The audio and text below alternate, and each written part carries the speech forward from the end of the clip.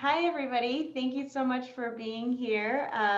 This is our first ever Riordan Programs alumni info session for the part-time MBA programs at UCLA Anderson. So I know Christy and we've been looking forward to this for a few months now. So thank you so much for being part of it with us. I'm Christina Morentes, the Senior Director of Admissions for the Executive MBA programs and also a Riordan Fellows alumni from 2014.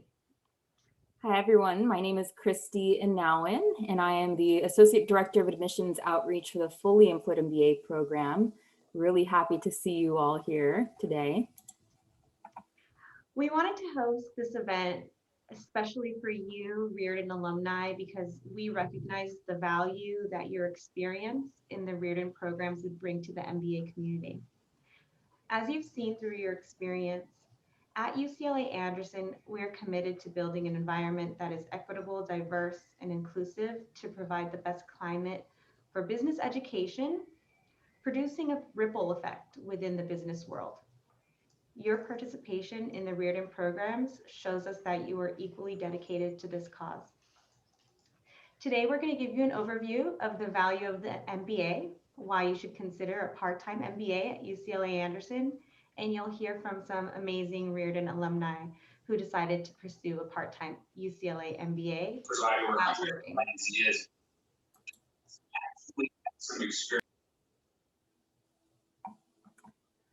slide. Hi, before I get started, if you guys just want to take a moment to please make sure that you are on mute, it would be greatly appreciated. Right. Okay, so I usually like to get started by talking a little bit about the value of an MBA. So I know all of you are at least somewhat familiar with UCLA Anderson and our MBA programs, but just to kind of go over some of the reasons why a prospective student would consider pursuing an MBA, I just wanted to go over a few points with you. Number one main reason why pursue an MBA is to hone their emotional intelligence and leadership skills. An MBA program definitely gives you the opportunity to put to use your current leadership skills and stretch yourself that much more to become an even more emotionally intelligent one, and one that can actually work even more effectively in teams. Additionally, an MBA can help improve problem solving and critical thinking. So having an MBA under your belt definitely will help you think outside of the box, think of projects and problems at work in different ways in order to make you that much more effective when working on issues and overall just making sure that your job is happening more smoothly and more effectively. So another reason why somebody would pursue an MBA is to just gain a more comprehensive knowledge of business. So having an MBA definitely opens your perspective to other industries, trends, and at Anderson, definitely the global economy as well, which I'll get into a little bit later on. Having an MBA definitely can help you be that much more competitive in the marketplace as well. So, being able to say that you have an MBA will set you that much more apart from the other competition. So being able to say, I'm part of UCLA Anderson Network, I have an MBA, will catch people's attention. Having that global brand will make you stand out. On average, MBA holders tend to earn more, which is also a great benefit. Yes, it's a big investment to pursue an MBA, but in the end, alumni will say that they have seen the return on their investment, and they do tend to earn more overall. Additionally, and lastly, expanding and diversifying your network. Being in an MBA program, especially at UCLA Anderson, it really does expose you to so many different people from different backgrounds who have different skill sets. So you're all challenging each other and you're all learning something from each other. So not only will you be connected to other students and alumni in your immediate city or state, but globally. And I'll get into the alumni network a little bit later. But I do like to share this quote here on the right from Milan Kurunaratne, FEMBA alum. He chose to pursue an MBA because he wanted to take his career to the next level. So he's working in technology. He wanted to take it to the next level. So he was able to use the resources within the Eastern Technology Management Center at UCLA and just grew his skill set and enabled him to take on leadership roles in the technology, business development, and management realm. So being able to put to use that you're learning right away at work the next day is a huge benefit. So why UCLA Anderson fully employed MBA and executive MBA options? So just to kind of back up a little bit, as a reminder, the executive MBA and fully employed MBA programs are our part-time programs for working professionals.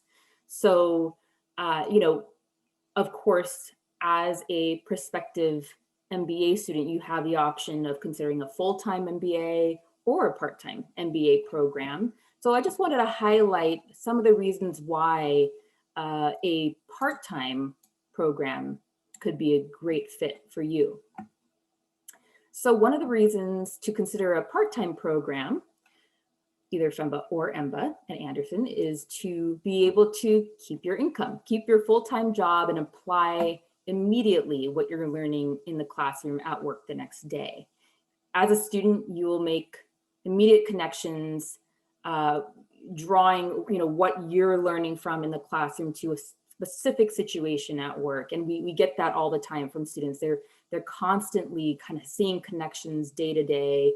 They're able to really contribute even more in meetings at work, or just contribute more to solving bigger business issues within their companies because of this. Both of the programs, FEMBA and EMBA, have very flexible schedule options, which I will go over, I believe, on the next slide. So you are totally able to continue working full-time while making sure to complete your homework, classwork, whether it be in the evenings or weekends, depending on what works best for you. The great thing is that the FEMBA and EMBA programs have the same faculty, same curriculum, and give you the same degree as a full-time MBA program. So there's really no differentiation in the type of degree you graduate with. You're not missing out on anything because you are choosing a part-time program versus a full-time program. You're also able to customize your MBA. So if you wanted to specialize in something, a specific industry such as entertainment, tech, or real estate, there really is something for everyone. You can either specialize or just take whichever electives you find interesting quarter by quarter. So lots of flexibility with that. And of course, being tied to the UCLA Anderson strong global brand is a huge benefit. As you may know, UCLA has been ranked #1 public university in the nation. So it's definitely something to be proud of, and is recognized across the globe. So here's another quote from a EMBA alum, Therese Banks.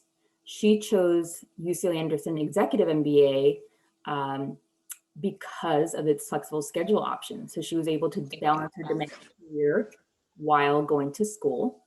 And she found it extremely rigorous still, and was challenged in great ways during the program, even though it was in a flexible format. So I apologize that this slide is a little bit blurry. I was trying to to make it a little bit bigger for everyone, but it did affect the quality of it. But this is a breakdown of the two programs, Fully Employed MBA and Executive MBA. And as you can see, there are some differences, yet there are more similarities than differences. One thing I wanted to point out is this class schedule. So as you can see in the Fully Employed MBA program, we give you 3 different options, which are 1, the weeknight schedule, which is Tuesdays and Thursdays from 6:30 to 9:45. Number 2, which is every Saturday from 9:30 a.m. to 5:15 p.m. And then number 3, which is hybrid, which is it's a blend of online and on campus. So you're only committed to coming to campus 1 weekend every month, or which ends up being about 3 weekends per quarter. And the Executive MBA program also has a couple different options. One would be bi-weekly, the other would be monthly. Again, similar to the Fully Employed MBA monthly option, which is a blend of online and on campus.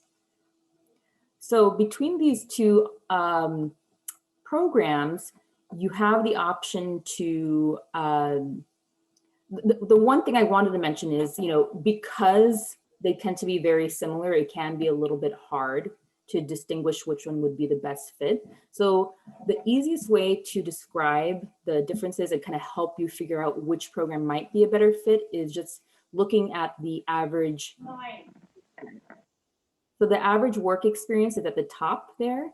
As you can see, on average, Fully Employed MBA students have about 7 years of work experience coming into the program, whereas the Executive MBA students have about 14 years of work experience coming into the program.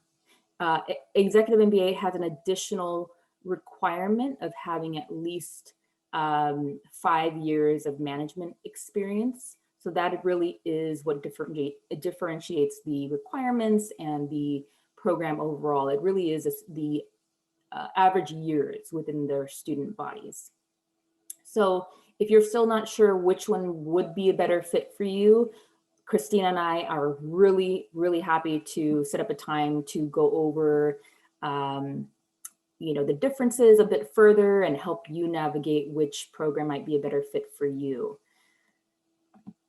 Okay, next slide. So one of the aspects of our MBA programs at Anderson makes us such a strong school and such a popular option for many is our global learning opportunities. So being part of UCLA Anderson MBA programs allows you to become a global leader, not only from global and international business electives, which you can take on campus, but also through our optional 1 week long electives abroad. And actually for the Executive MBA program, one of these 1 week long electives abroad is a requirement. Of course, under normal circumstances, right now these are on hold because of the pandemic, unfortunately, but as soon as we're able to pick these back up again, you will have the opportunity to travel. So here are some of the examples of countries that we do global immersions or exchange programs to. Again, these are 1 week, so you would just need to take off 1 week from work to do one of these courses abroad. And not only will you be able to learn about business in that country, and as you can see, that different countries have different topics of focus, but also you'll get the opportunity to hear from government officials in that country, guest speakers, visit different corporations within that country, and also do some sightseeing. So it's a really great opportunity to explore the world, learn about the global economy, and meet new students that you may not have interacted with normally. Now, as Executive MBA and Fully Employed MBA students, we still encourage you to get involved, even though you are balancing so much work, school, personal life. We still encourage you to look into the different clubs that might interest you, join at least a couple or a few, depending on how much time you have for that, and make the most of all the social events and the centers. So there's always something going on at Anderson. So it really is going to be about narrowing it down, which ones really interest you most, and really be active as a student, because the more you can participate in extracurriculars, the more you'll expand your network and make the most out of the whole experience. And of course, being part of the Anderson Alumni Network means that you are connected to over 38,000 alumni in different industries, different functions, all across the globe. So here are just a few of our notable alumni below. And one thing I wanted to point out is that as an alum, you do have the option for lifelong learning, which means you can return and audit a class as an alum. So you can continue learning even after graduation, because we're always adding new electives and updating class content to keep it cutting edge and up to date. So before we move on to our panel, which is a highlight of today's event, I wanted to briefly talk about application deadlines for fall 2021. On the left, you'll see the deadlines for the Executive MBA program, and on the right, you'll see the deadlines for the Fully Employed MBA program. Both of our programs require 2 recommendations from professional sources, so either a supervisor or a past supervisor, just people that know you well, have seen your work ethic, they know your skill set and your career accomplishments. We also both require 2 essays, a resume, and official transcripts. And as far as the standardized tests go, the Fully Employed MBA program does require either the GMAT, GRE, or executive assessment, but these are optional for the Executive MBA program. The TOEFL or IELTS are the language exams, if applicable, for applicants who were maybe educated in a different country where English was not the first language. And one thing I wanted to highlight is that for Riordan alumni, you actually get the $200 application fee waived. So once you are ready to submit your application, if you decide to apply, you would just want to make sure to email one of us, and we'll go ahead and waive your application fee internally, and then you'll be able to proceed without having to pay for the application. So yes, definitely an added benefit to being a Riordan alumni. So here are the dates. Okay. And one thing I do also want to mention is, although the Fully Employed MBA round 1 deadline has passed, we still have a couple more. EMBA has all 3 still coming up. So just applying whenever you feel ready and you feel your application's as strong as it can be is really the best rule of thumb. Okay, so again, before we move on to the alumni panel and the student and alumni panel, I just wanted to emphasize that Christina and I are happy to talk to you about the application requirements a little bit further, one-on-one, if you want to reach out and set up an appointment with us. We're going to be sending out an email after the event within the next day or so with our contact information and ways to set up a follow-up phone call or a Zoom meeting with one of us. Okay, so then I'll go ahead and hand it over to Christina and the panelists. Thanks, Christy. All right, welcome. I welcome the panelists, Agugwa, Dominique, and Jennifer. I'm going to go ahead and pin your.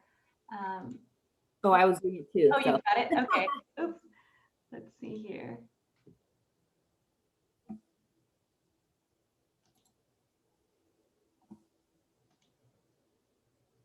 Are you pinning them, Christy?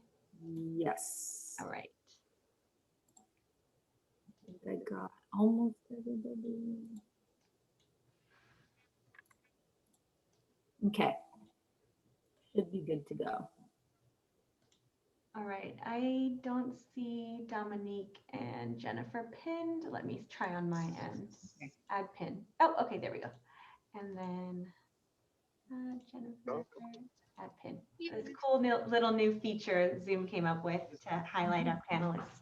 So thank you three so much for being here today. I don't, maybe I should pin myself, I guess. Let's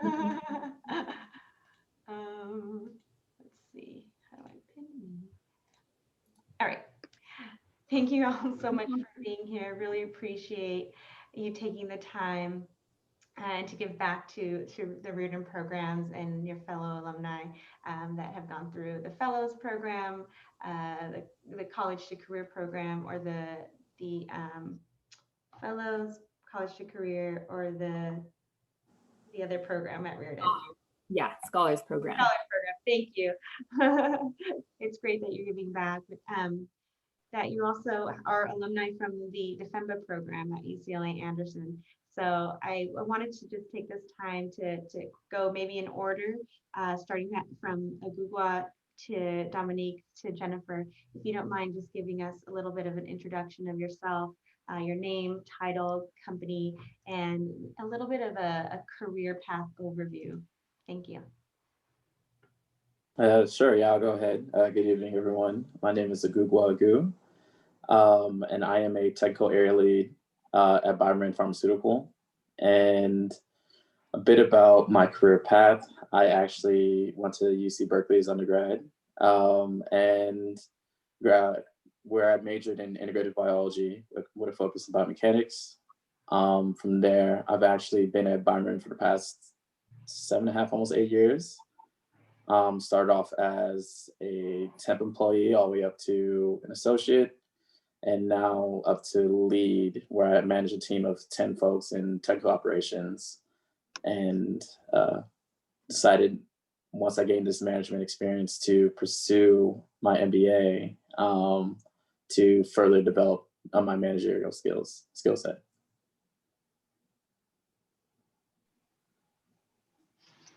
All right. Hello, everyone. My name is Dominique Akins.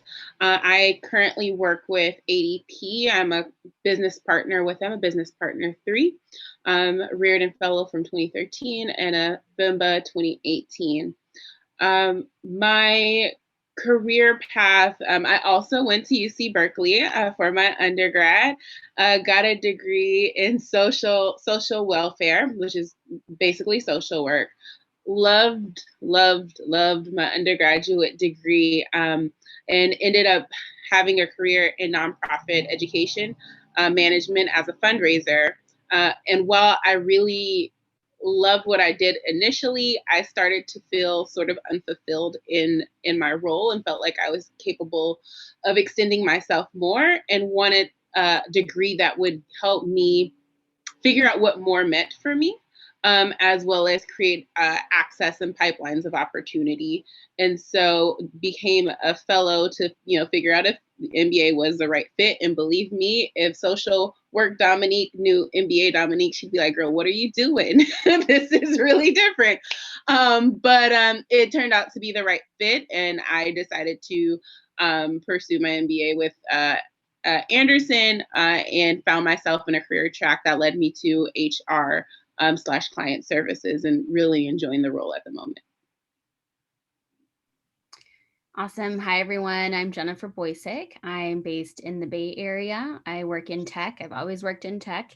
Now I'm at a company called ServiceNow, and I'm currently a senior manager for Tech Alliances, which basically means I work on our partnership with Microsoft. And I went to USC for undergrad. Don't judge me. So I am a Trojan as well. I did industrial and systems engineering as my bachelor's and graduated in 2007, and then went straight to work for a tech company, Cisco Systems.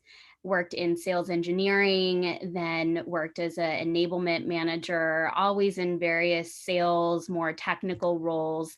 In 2010, did Riordan, and then in 2013, did my MBA, my FEMBA program, as we'll talk about later. And really the reason why I did it, even engineering in undergrad, I always knew that I wanted to pivot to business and have a more business related career. I really enjoyed my sales engineering roles and working my way up that leadership rank, but I wanted to pivot to a pure business position.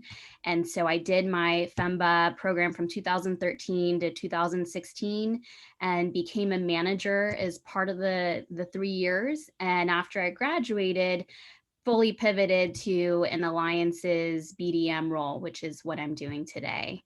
And yeah, look forward to talking more about my MBA journey. Awesome, thank you.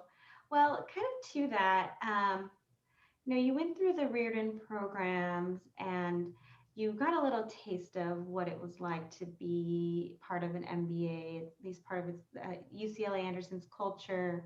You got some great network, some great associates now as part of your who were part of your classmates. So tell me if the Riordan program experience helped you decide UCLA Anderson was a good fit for you. And then when going through this, of course, there's the full-time MBA and there's a part-time MBA. So what was it about UCLA Anderson that you knew you wanted to join? And then also, why a part-time program? Why not a full-time program? And we'll start off again with Agugwa. All right. No, that's a great question. So speaking specifically about Riordan, it was funny because after I graduated my undergrad, I thought I was done with school. And so the idea of business wasn't really on the forefront of my mind, but everything from my mentors to good friends said, actually recommended me to the Riordan program. It's like, well, if you're not sure, why don't you just take a look at it, see if it might be what's up your like alleyway. And so I was always intrigued about business school, but I wasn't ready to make that full commitment. And so Riordan was kind of like that nice go-between, kind of dip your toe into the water. And from upon getting accepted into Riordan, it really just everything from the folks I was associating with, my cohort, to the different speakers that came in to really help provide insights into the business world and how to apply various like aspects of, whether it be management or what have you, but how to be a well-rounded human being and leader in these spaces really helped spark that business mindset for me. So, I mean, part of why I chose Anderson was tied to that connection. But also I live in the Bay Area, so that would have been a big leap for me. And so I was debating between Anderson and the other school up here in the Bay Area. And one thing that really made Anderson stand out to me, especially for the part-time program, is the amount of interaction with full-time students and being able to recruit, which is very rare for part-time programs. As someone who was looking to pivot in careers, and knowing that the amount of like resources that are available to me and being able to really build upon the experiences of my classmates and really getting to get their insights, which is something that, as we mentioned in some of the earlier slides, that most folks come to the part-time program do have about 7 years of experience, and learning off their own work experiences and adding that to my own tool belt and being able to execute that real time while at work. I thought there was a certain added bonus to working part-time or doing a part-time program while working full-time. And so for me, it became a no-brainer once I found out about the Flex program, where I basically fly down to UCLA once a month, and otherwise all my coursework is online. And it's made it not only manageable, but allowed me to really achieve some version of work-life school balance that's been really beneficial to me.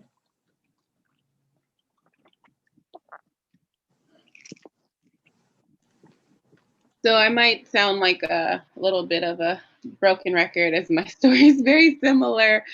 So why Riordan? I actually knew I wanted to pursue a master's degree. Initially, I thought I would continue the road to become a therapist of some variety. A marriage and family therapist is what I was leaning towards. And actually had one of my bosses say, like, hey, you're really smart. I really think it'd be a missed opportunity if you didn't consider a business degree. And to which I was like, me? um, and she said, I heard of this program, the Riordan program. It might be a really good opportunity for you to at least explore it.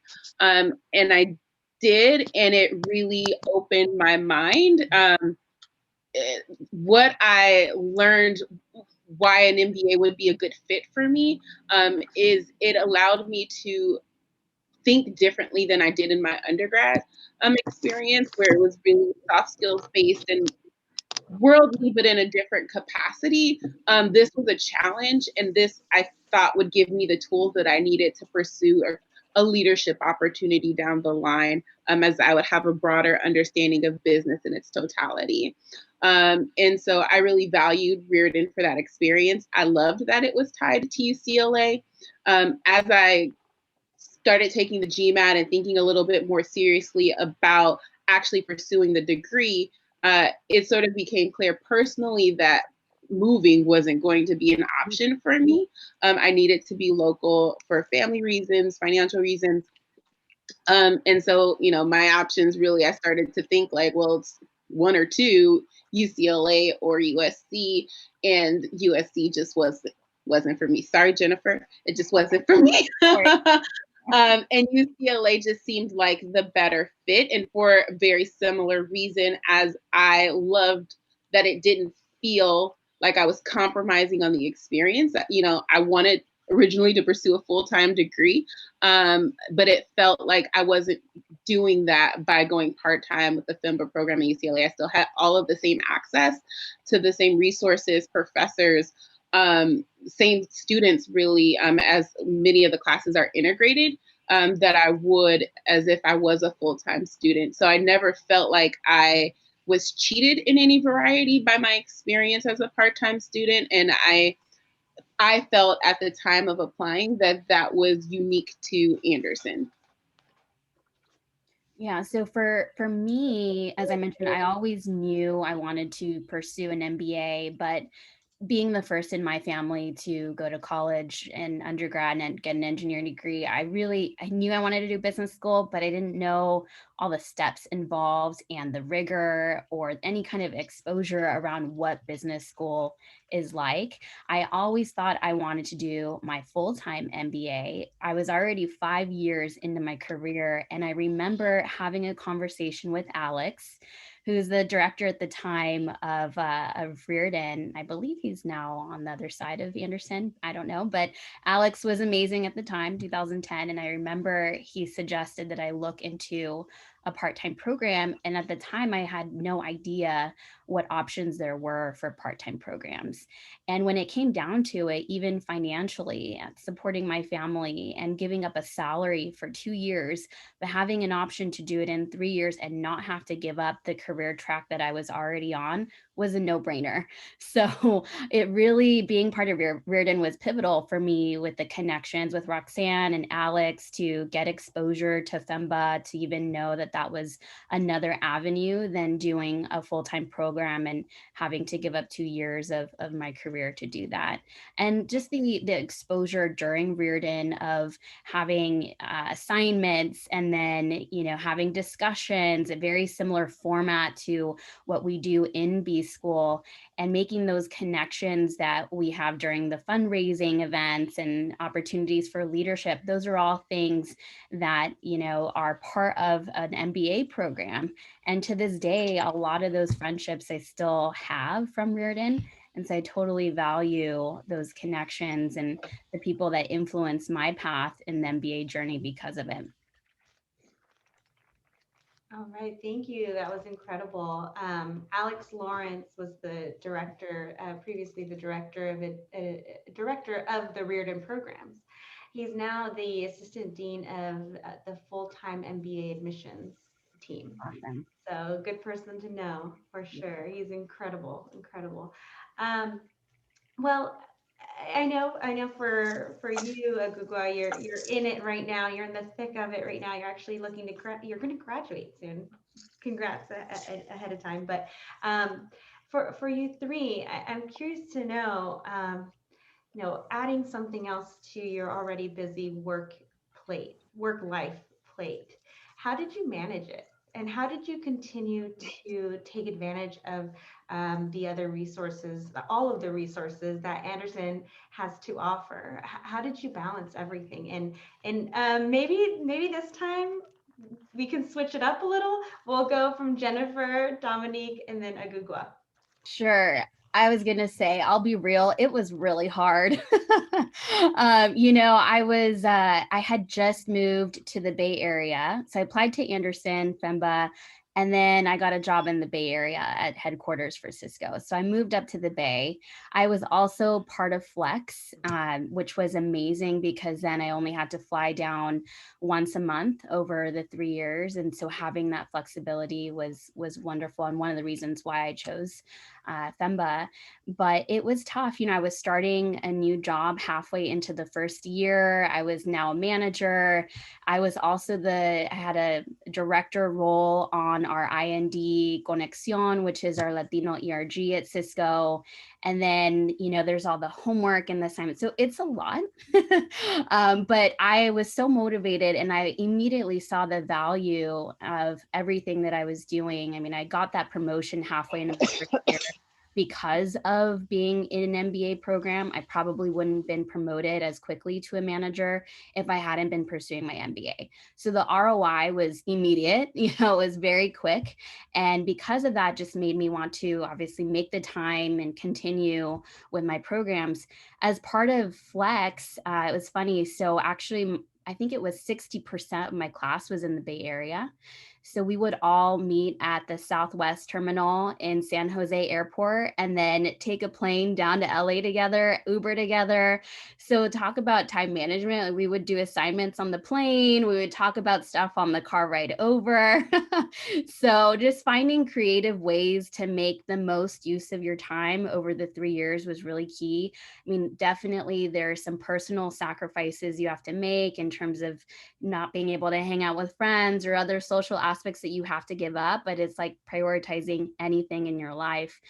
There were other classmates of mine that were married with kids where both spouses were in business school at the same time. I don't know how they did that, but I think it just goes back to having time management and knowing why you're doing your MBA and making sure, you're working towards what your goals are. And sometimes you don't know what those are until you actually go through the program. But for me, I was pretty clear as to what I wanted to accomplish. And so trying to manage my time with everything else going on in my career and my life was pretty important and got me through it. And because you're so busy, it goes by so fast. So you don't even notice where the 3 years go. And then you kind of miss it later. So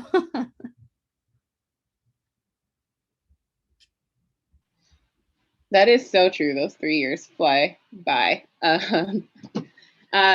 So for me, it's, I don't want to sound facetious, but you learn how to deal in all honesty. So I found that like stepping into Anderson, like the first year, it was tough as you learn to adapt, right? And you're taking your core classes. They were very different than what I was used to from undergrad. It wasn't really necessarily aligned to the work that I did on a day-to-day basis. So it wasn't like a direct connect for me. But what I can say is like once I moved away from core and I started just taking more classes that interest me, I found myself like it became less of a burden, but I also just really learned how to use my time really effectively. I could honestly use some of that in my life right now because the level of productivity you have, like working full time, being in school, managing your personal life, like you learn how to navigate those things. I actually for myself would make a schedule for myself every week where I literally like blocked time off to do homework, to work out, to eat, like just like basic things. Like I had to be that structured in my day to day, but it made me feel like I wasn't going to miss a beat out on any part of my life. So yeah, you learn how to deal. And I also, for me, just like a caveat, I also became what we call a FEMBA, a fully unemployed FEMBA, by the end of my last year, which opened up like a lot of flexibility for me as well and allowed me to explore the MBA process in a different way as I took some classes during the day, got to attend more events. And so there is some give and take. Like I couldn't do all of that when I was fully employed. Some events were at night, but things during the day, like, you're just sort of, you miss out. So you learn how to navigate and pivot, and you just start to make decisions that make sense for you while you go through the process. But you'll find that people will, quit jobs, people to go recruit, people will do different things. You speak to your managers, leave a little early. I did the Tuesday, Thursday track. So I would leave a little early on those days. And make up for other days of the week. And I have that understanding with my boss. You just learn what's going to work for you in the process, but it's totally doable. I may have got a few extra gray hairs, but I survived and I'm still smiling. I definitely feel you about the gray hairs. I used to have an afro before all this. I was playing. But no, I love this question because for me, big reason why I was hesitating to apply is I just didn't know how I was going to fit any more into my life.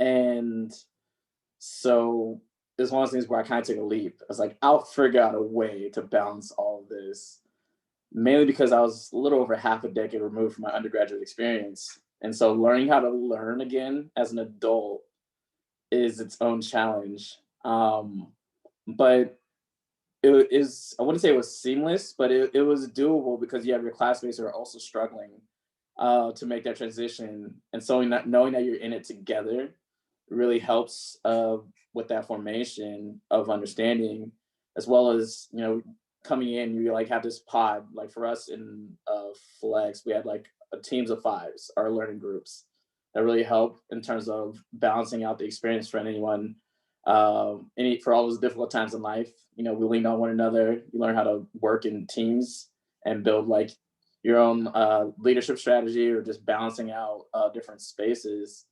And that's something that correlated over to work of how to, manage my team and maintain that balance. Life, I'm still working on that one a bit, at least socially, since I'm still in the thick of it. And so, but the thing is like you find ways to make it happen. So I knew I wanted to not just show up and take classes and call it a wrap. So I'm currently a VP of the Black Business Student Association for FEMBA relations. So holler at me. And then, but I'm also involved with professional clubs as well.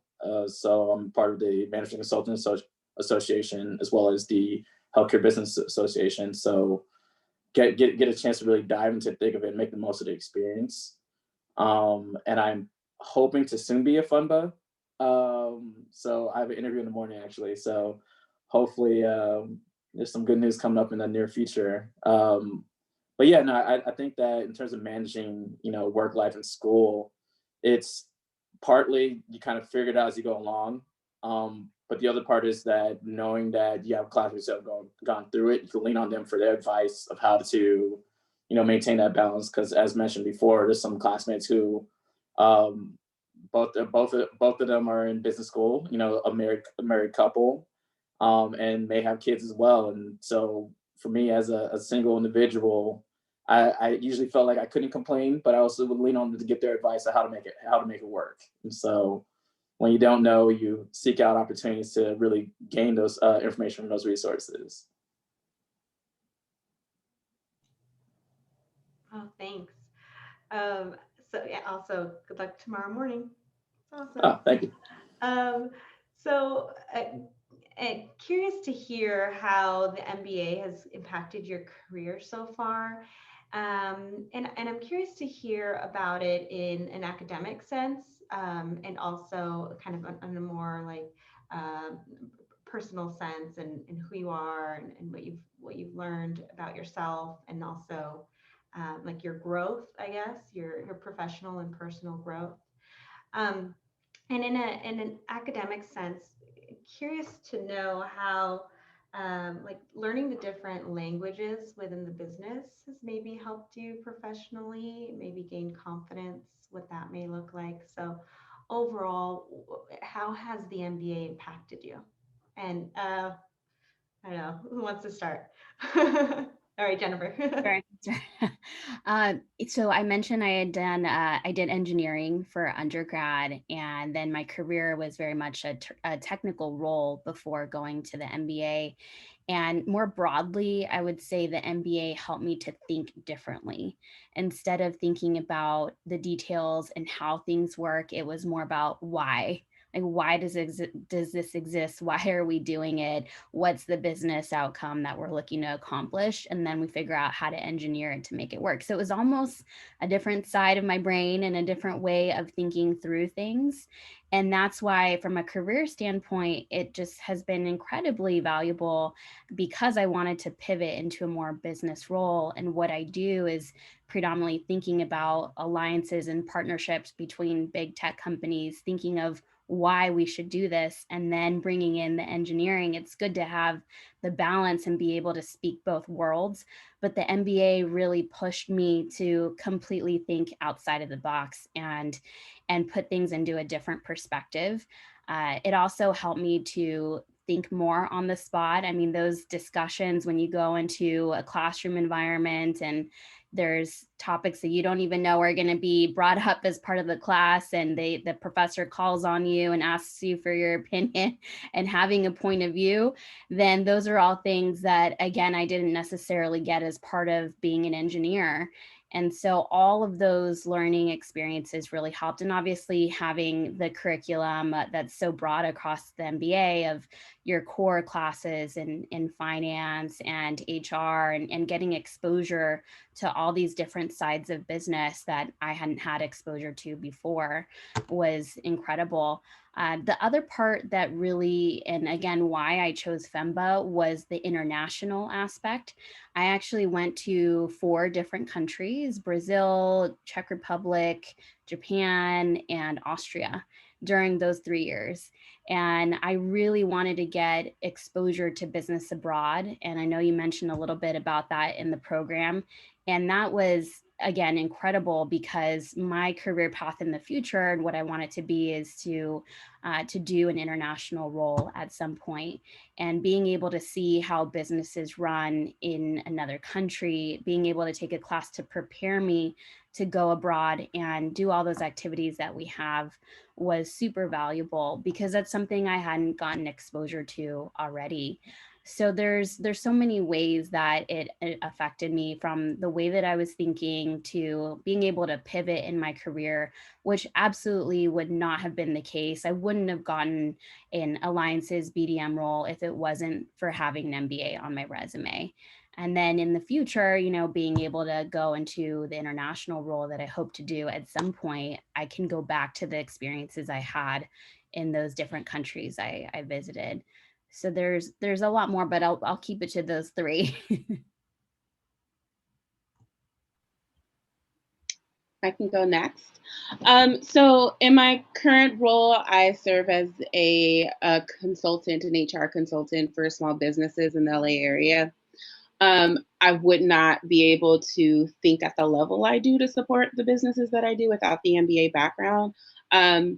Just being put into the academic environment where I was stretching myself to learn things like finance and accounting, just like a breadth of knowledge that I did not have or would not have otherwise, has definitely aided me to have the confidence to know that what I'm saying is of values when I speak to CEOs and COOs about the impact that that human resources can have on the business overall. Like, I don't speak from a narrow lens like a lot of my partners do, actually. I'm able to speak to a broader base because of that academic background.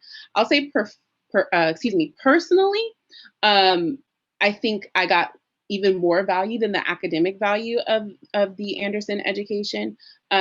Being someone that was from a unique undergrad experience, I was the only social work background in my cohort, given that I was coming from a somewhat unique career experience, being from the nonprofit world and being a fundraiser, being that I was a woman, being that I was Black, like in the classroom setting, and honestly coming in really questioning myself and if I was making the right choice, if I was the right fit, if I was the right person.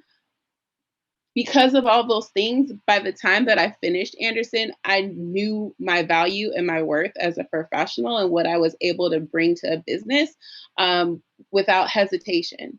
I can, clearly articulate for you, for myself, even more importantly, the value that I bring based on that experience and based on just who I am. And I was able to gain that confidence through my Anderson experience. And it was some personal growth. It was the help of my teammates, my classmates, help of professors. It just really was a big growth opportunity for me. And I also just want to briefly speak to, Jennifer mentioned the global aspect of the Anderson program. And honestly, one of my most rewarding life experience, Christy has heard this like a million times, but one of my most rewarding life experiences actually happened because of Anderson and through the Global Immersion Program, where we do a business study with an abroad client. I was fortunate enough to have the opportunity to craft my own. We crafted a team that wanted to do something socially focused, have social impact, and did a project, in South Africa, supporting their education landscape. And it was something that I actually felt made a difference. And the trip in of itself was so eye-opening and rewarding. It was one of the best things that I've ever experienced, and it would not have happened if I was not at Anderson. So there are so many different doors and opportunities. I feel like academically, yes, there's value, of course there is, but the personal development that I got while I was at Anderson just way outweighs that for me. I don't even know if I articulated it clearly enough, but it was such a great 3 years, and it's carried me up until this point. That's amazing. Actually, haven't had a chance to participate in global immersion due to the world being the way it is right now. But definitely in terms of how the MBA has impacted my career, from an academic standpoint, I kind of reiterated a few points, is that it really helped to kind of streamline my thought process and be much more targeted in my approach to various aspects of work and life, if we expand upon that, and really knowing how to clearly articulate my thoughts and a lot of the why. And so, especially working in technical operations, it's very easy to get caught up into the middle of the machine. And so being able to take that step back and really look at the entire chalkboard and connect all the dots has been greatly beneficial, especially when it comes to not just leading my team, but looking at operations within my entire department. Has allowed me to formulate and develop new approaches to work we do, and present that to upper management in a clear and effective way, which is actually directly benefited in me getting a promotion mid-program. So I'm very thankful for that. But yeah, just outside of work and school, it's really afforded me the ability to look at the world differently. I don't want to sound too cheesy, but I feel like my approach to different stimulus in life is changed due to the fact that I have this structure how to approach new situations, new problems, and so the ability to remain calm amongst the chaos, and so being able to really see each situation for what lies underneath has been something I can't really put a price on that. Thank you. Thank you. So I have a question for you all, and I think this is very much important in today's current events and recent events and the climate, the business climate, the world climate. And I think particularly important for our Riordan program alumni audience, who we all kind of have a direct affinity towards it. But why is representation of underrepresented important to you in business school, in the business world? And we can start off with whoever wants to start out. I know who wants to start that one? Dominique? I can start. So personally, my start of my career was supporting underserved communities, creating access to education. And it's, for me, like, education is an opportunity everyone should have, right? It's a basic right, one. But two, like, that's just the start. And so I mentioned, like, sort of the phobia stepping in, being the only Black person in my classroom at Anderson. That is why representation matters, right? Like, that shouldn't be the case where you feel a sense of anxiety because you don't know how you'll be received. However, we know that just creating a diverse space is one aspect of it, right? We also have the levels of equity and inclusion as well. Did I ever,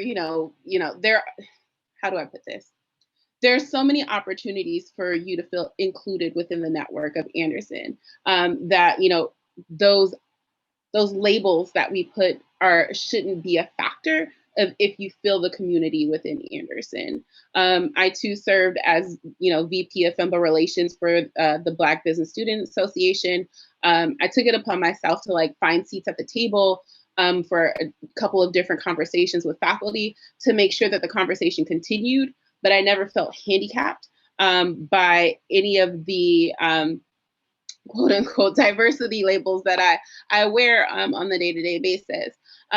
But that diversity of thought in the classroom, there's some conversations where, like, having the background and experience and just the who I am was pivotal to having, like, really rich dialogue. And if I wasn't in that space, who would have been that voice?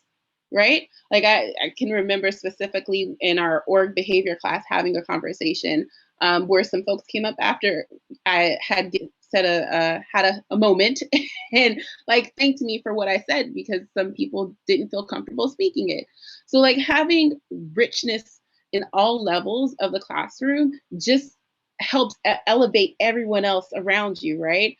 And so while I think there's still some growth opportunity within Anderson to create the diversity factor, I think they are doing their piece to move the equity needle and the inclusion needle while we still amp up the numbers. And I walked away from the experience, like, feeling like work was being done to get us to the point where, we can be leaders in the movement of diversity, equity, and inclusion within the education realm.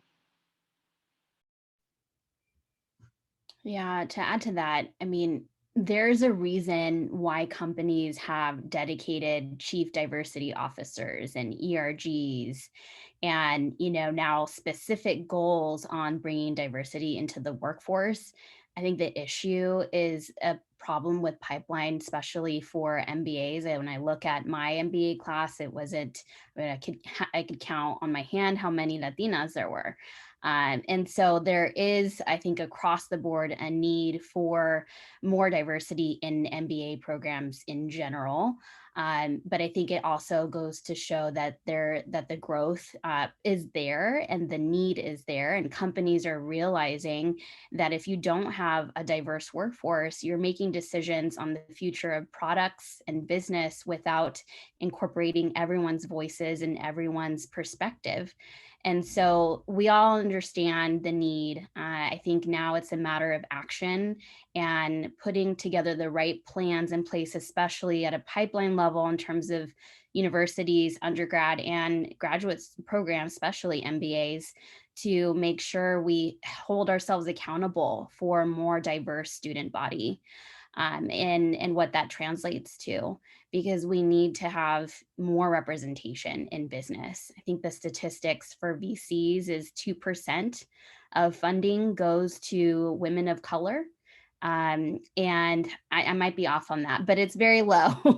And so that just shows you, that there's a need, and there's so much funding resources out there. And a lot of those connections are made through business school. There's a lot of people of color with ideas for businesses, but maybe don't have the right resources to go to an MBA program, or don't qualify because of GMAT scores. There's all these barriers to getting into business schools.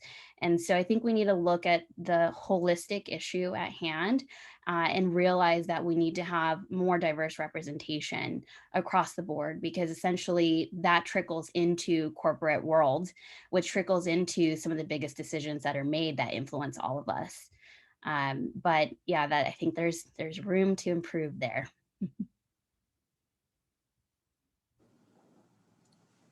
Yeah, I feel like Dominique and Jennifer really embodied that entire question. So I don't really know how much more I can add to that. But I just want to emphasize one of Jennifer's last points is, especially when it comes to those decision makers. And so who's in the room making these decisions? And without proper representation, it's hard to have an all-encompassing decision that fits, that works for the majority of folks out there. And so I feel as though representation is important because it allows for the thoughts and lives of those who aren't typically represented to be considered into these very, very important decisions that are made behind those closed doors. Thank you. I have one more question, and then I do want to open it up to Q&A. We have a good group of Riordan alumni here, so be ready with your questions. Feel free. I won't pick on you, but you can ask some Q&A, some questions, some Q. One last question for you is, we have a good amount of prospective candidates here, so what is one key piece of advice that you would give to prospective candidates, where you were in their shoes, maybe in your shoes, maybe 5, 10, 2 years ago? What's a key point of advice that you would have for them? And we can start with Sure. Jen. So I talked to quite a few folks at work that have approached me about MBA and why should I do an MBA. And my biggest feedback is you should really know why you want to get an MBA. If you can answer that question, that's the first step. It could be because you want to pivot your career, you want to be an entrepreneur, you want to just get a promotion. It could be all those factors, but the best path is when you do know what you want to do, because I've had classmates that have started their businesses before going into the MBA, and then they're able to expand and leverage the resources so much more during the program. And so when you have that kind of plan, even if it changes while you're in business school, it's good to have your North Star and know what you're going for. Because then when you're also sacrificing personal time, and it is an investment, you talked about the cost of the program, you are investing in yourself, which is the best investment in education.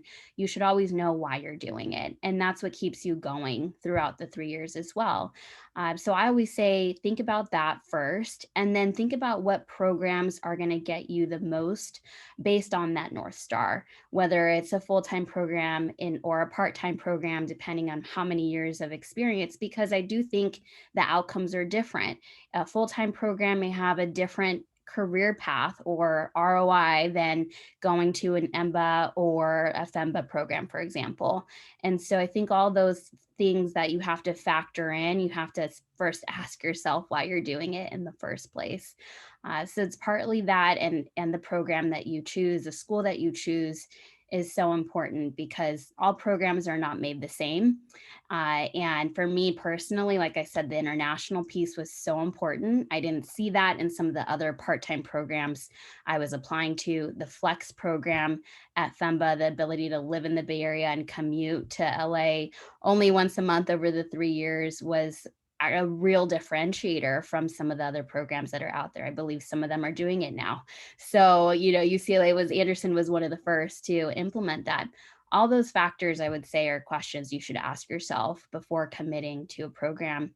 And obviously going through the process of GMAT and all the preparation work that goes into even applying.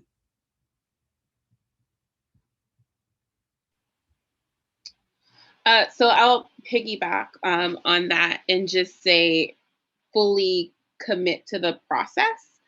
So you all are doing that by attending this session to learn more from, students that have experienced both the FEMBA program already. Like, you really want to talk to students, talk to professors, attend a class, really educate yourself, because it is a commitment. It's a time commitment. It's a financial commitment. And you want to be secure in making that decision. And I also will say, just beyond that, once you're in a program, to commit yourself to that as well, to fully dive in. I think, especially, if you attend Anderson, it's there's such a wealth of opportunity. It would be a shame if the extent of your MBA experience is just going to class. There's so much beyond that. And so give yourself the opportunity to experience that by committing early on and taking the proper steps, so you can, have that opportunity to have that professional and that personal growth through a program, hopefully Anderson, but whatever you choose.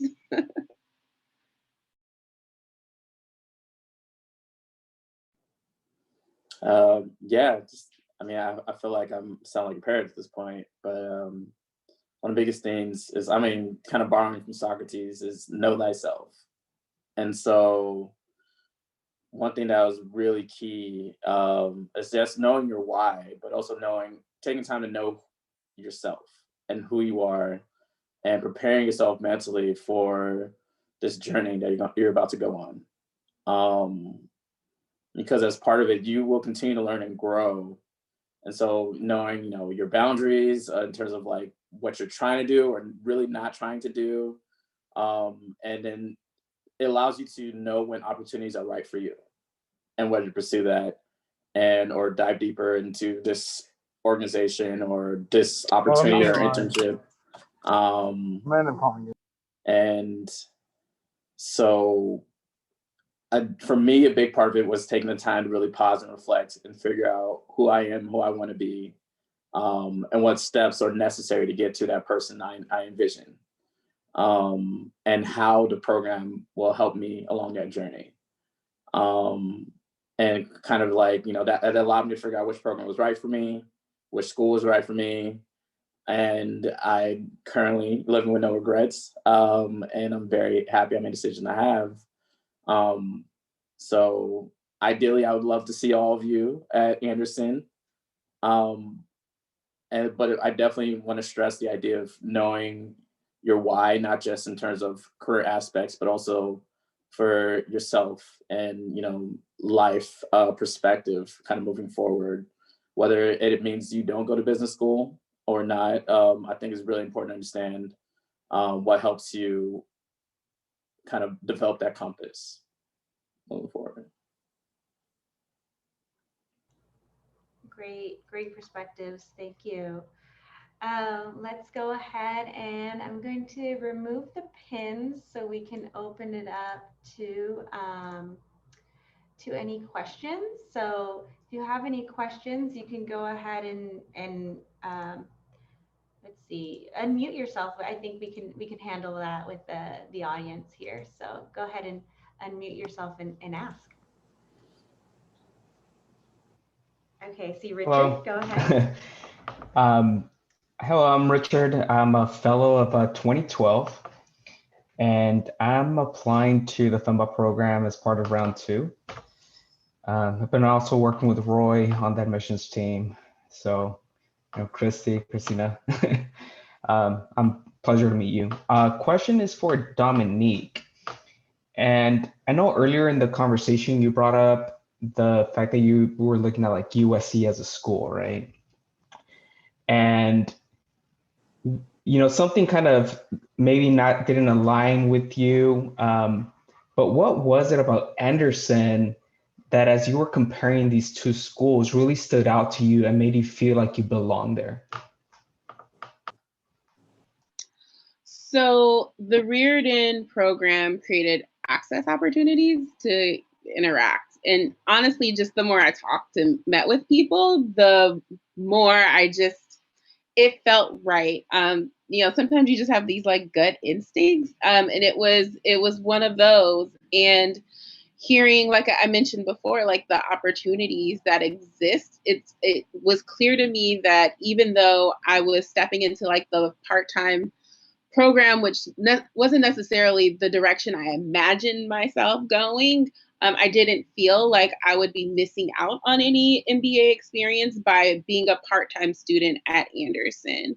And so it was just between like just the people that I met and like the hearing about the types of experiences that I would have in the classroom, and the opportunities beyond the classroom, such as recruiting and clubs and all of that global experiences, things like that.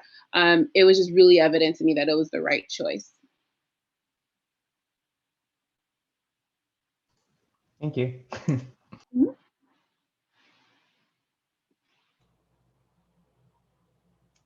Do we have? Hi, can I go? Yeah, hi. Okay. Hi, my name is Natalie, and I'm actually current in the program as of we started in October. We had orientation, so I'm really excited. It's going really well.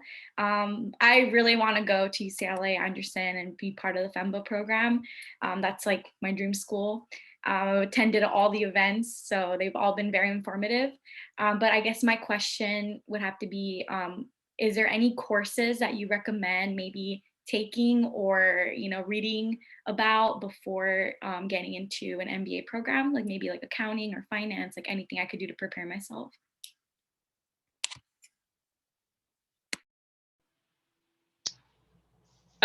So for preparation, I actually ended up taking 2 courses that were helpful, both in the extension program at UCLA actually. I avoided math like the plague in undergrad, just making that very clear. It was not my strong suit. I don't like saying that anymore because I feel like I've overcome it. But I took business statistics and I took math for management. I would say math for management is like the go-to course that they recommend as a prerequisite, just so you can get used to sort of like the rigor that might be involved. So I really felt like it helped me. I didn't take much beyond that, and then like GMAT prep courses, but that was a really good one. And they had a really great instructor too. He does online as well. So. And you did at UCLA? Mm-hmm, the extension program, UCLA Extension. Thank you so much. And thank you for all of you for being very informative today. Appreciate it. Yeah, I'll just say the other class that I took as well was Excel for management, which I thought was incredibly beneficial. Learned little tips, like the tips and tricks around Excel and how to really make life the transition to business school a lot smoother. Thank you. Absolutely. I have another piece of advice. Within any MBA program, one of the first classes you're going to take is statistics. So maybe thinking about taking a stats class at a community college. I don't believe that there's a stats class through UCLA or UC Berkeley Extension. There might be, but that's one way. There's okay, yeah.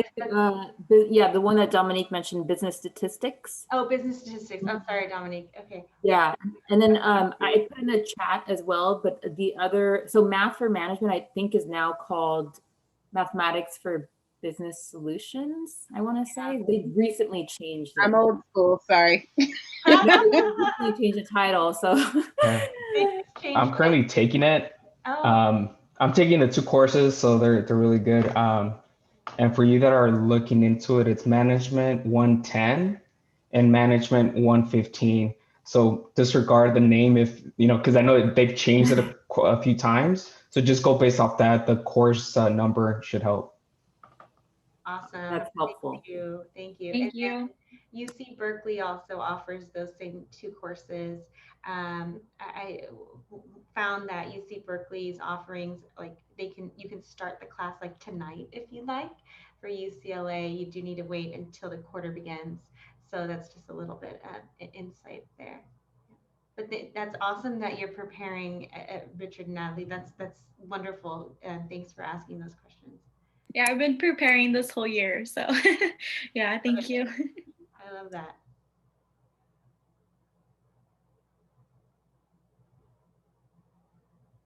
Do we have any other questions here? I don't want to feel like I'm hogging, but I did have one question. Go for it. It's for Jennifer. I know you mentioned you were kind of in the technical realm, and you were also employed when you got your promotion. Now, while you were, going through school, was it just an organic promotion where, your direct manager or someone in your hierarchy might have noticed you had an MBA and they just, organically promoted you, or were you constantly looking to get promoted during that time? No, good point. No, I was looking. At the time, I was a sales engineer in Irvine. So I was in Southern California already. And then I was looking to come up to the Bay Area and work at headquarters because I knew it would accelerate my career. There's a lot more opportunities than there were in Irvine at the time. And I had gone through Cisco's sales associate program in the beginning of my career. And I always knew I wanted to be a manager in that same program, kind of full circle. And so I was constantly looking for different roles in that organization. And because I still had, I was mentoring and I still had connections, I immediately jumped on an opportunity to become a manager. And I was one of the youngest managers hired on the team. And I think it was really because the MBA put me over, in terms of seeing that experience, seeing it on my resume, but maybe not having 15 years of experience to be a manager, but I have that on my resume. And the fact that I would be completing it only 2.5 years later was a big differentiator for me against other candidates that they were looking at. So it was definitely using my network and leveraging people that I knew and being on the lookout for when the right opportunity came up. Thank you. You're welcome.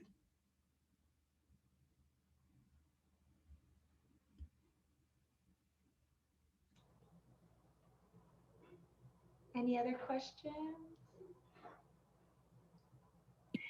I'll ask another one if that's okay. As far as the global exchange program, I believe it was called, as far as the countries, does it depend on what country you go to? Depends on like what you actually want to study. For example, if you are going into marketing, would you go to a country that offers a course in marketing? Is that how it works? Yeah, so I can speak to my experience. There were 4 countries I went to. 2 of the programs were based on more of an exchange program where I would take 1 week course in country. For example, in Brazil, we partnered with a University of Sao Paulo MBA program. So there was no pre-work in terms of a class that I had to do before going for that week to Sao Paulo. But then others, like when I went to Japan, it was a class on marketing that I did for that full semester before actually going to Japan. And that was with a local Anderson FEMBA professor that would teach that class and then host us in actually her country where she's from, which was Japan. But Christy, you could probably speak more to the breakdown of the programs, but I know there's 2 different flavors of it.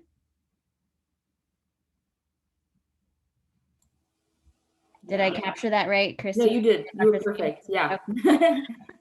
Yeah. Yeah. So I love that because some of them, the good thing is that you get credit for any of those courses that you do. And getting a week off of work is doable, versus a semester abroad like you do in undergrad, right? That'd be impossible while working. But it was really nice because I got so much credit from the classes that I took towards the MBA. And so I actually could have graduated a whole quarter early than I actually did, because I took all these other courses, international courses, as part of the program. And some people take so many that they're able to graduate way before. But yeah, they all go towards your degree, which is really nice. You get a trip out of it. Thank you. Sure. And I just wanted to quickly add, I misspoke earlier, that what I did in South Africa was actually our Global Access Program, which is our capstone program with the FEMBA program. So it's, everyone will do it. Not necessarily everyone travels, but with the team that I had, it was really important to our host in South Africa that we all experience South Africa to get a full breadth of understanding of what was happening in the country. Thank you. Great point. There's a lot of opportunities for taking advantage of that international travel.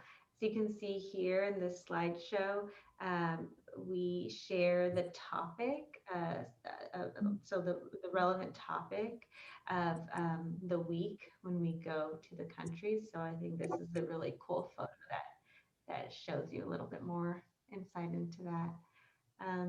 But I wanted to ask the panelists, are you all okay with our follow-up email to our guests? Are you okay with your LinkedIn URL being shared with them? Okay, great. In case they'd like to get in touch with you. Yeah, absolutely. Awesome.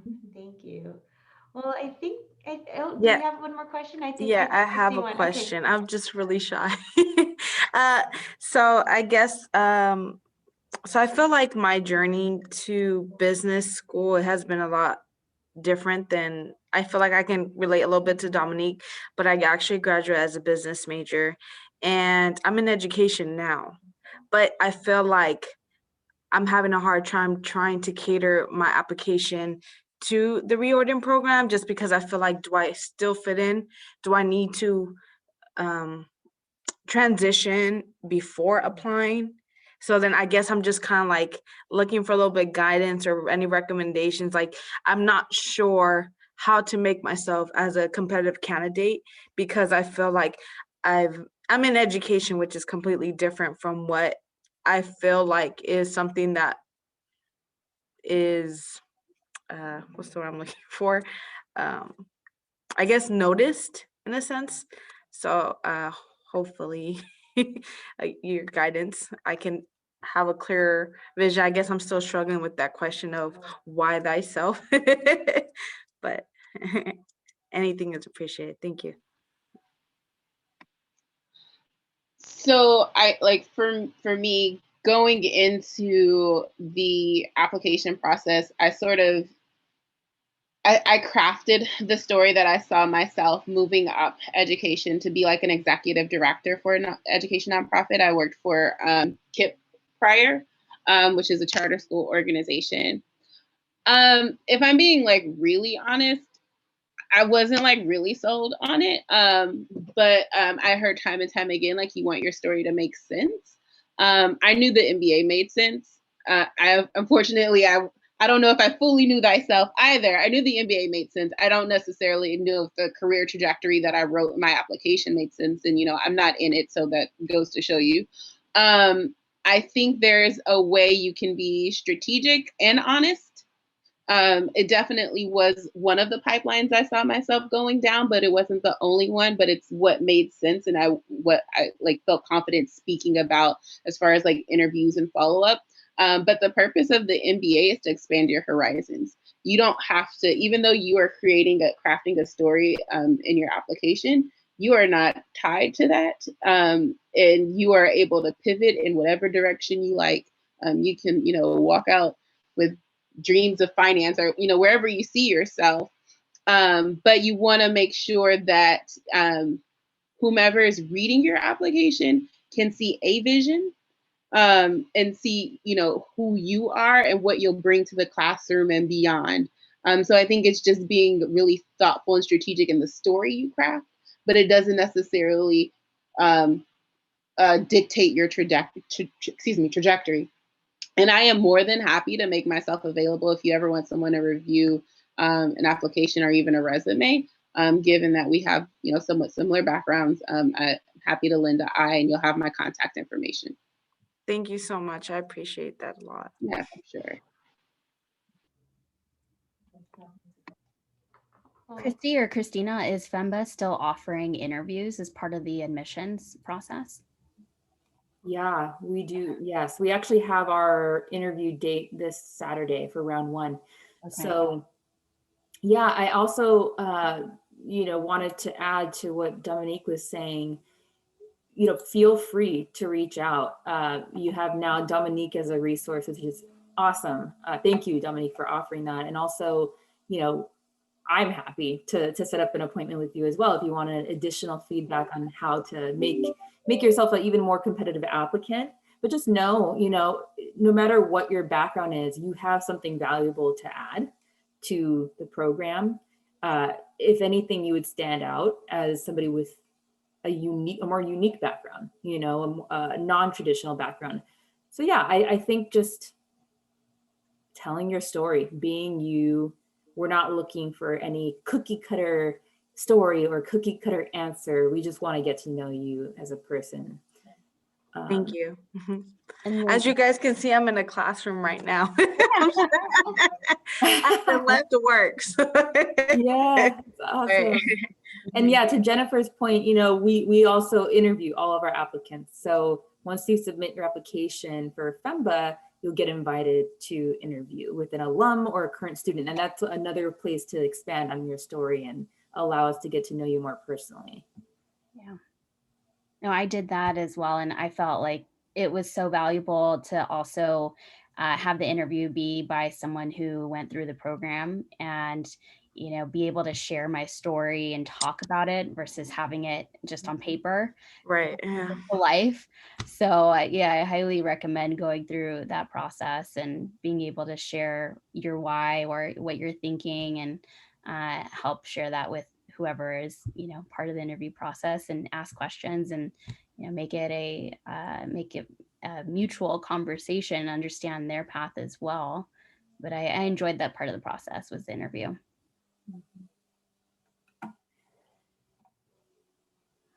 Okay. So it is 6:31. So I guess we went over a little bit.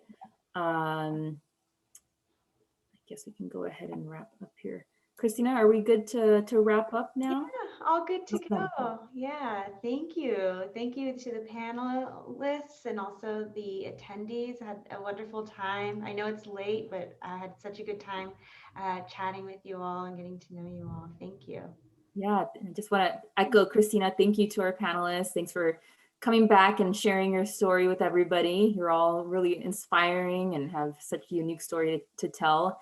Also to everyone here, if you want to take a picture of this screen or just wait for us to follow up with you, Christina and I are happy to follow up with one-on-one appointments on the phone or Zoom meeting format and just chat more about the program. If you have any further questions, I know we weren't able to answer all questions today. You may have some new ones popping up right now. So just feel free to follow up with us anytime and look out for our follow-up email sometime in the next day or so with additional links and helpful information. Just great to see you all, and thank you again, and have a good rest of your evening. Thank you all. Bye. Good luck to everyone. Bye. Thank you. Bye. Thank you all. Have a good night. Best of luck. Take care, everyone. Bye.